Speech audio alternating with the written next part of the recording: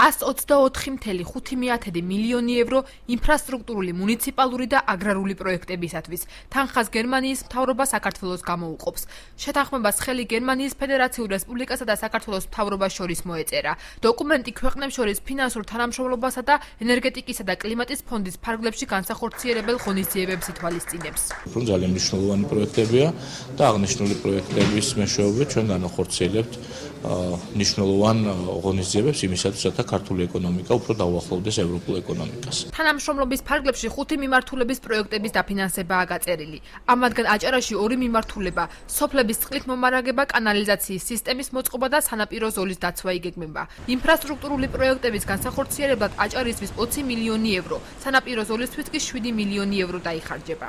პირველი პროექტი დაკავშირებულია უშუალოდ აჭარის სასოფლო თემებსა და დაბებში წყლისა და წყაროების სისტემების რეაბილიტაციასთან და ითვალისწინებს 20 მილიონი ევროს ოდენობის შეღავათიანი სესხის გამოყოფას, ხოლო მეორე ზღვის სანაპირო ზოლის დაცვის პროგრამა 7 მილიონის საგრანტო კომპონენტის ოდენობით.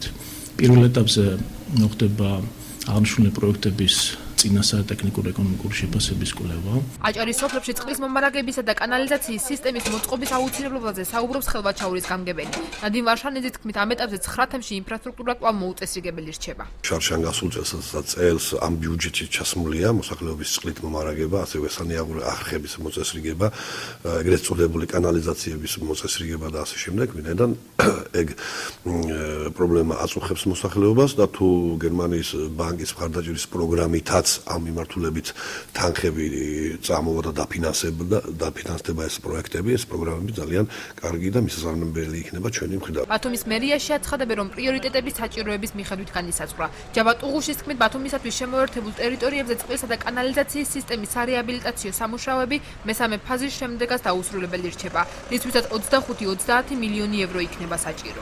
განსახორციელებელი იქნება ახალი სოფელი გონიო კვარიათის ტერიტორიაზე წყლის სარეაბილიტაციო სამუშაოები, რადგანაც მეორე ფაზის ფარგლებში იქ უკვე საკანალიზაციო სისტემის რეაბილიტაცია განხორციელდა და დასრულებული არის. სავარაუდოდ 25-30 მილიონი ევრომდე ალბათ საჭირო იქნება აღნიშნული ინფრასტრუქტურის მოსაწესრიგებლად.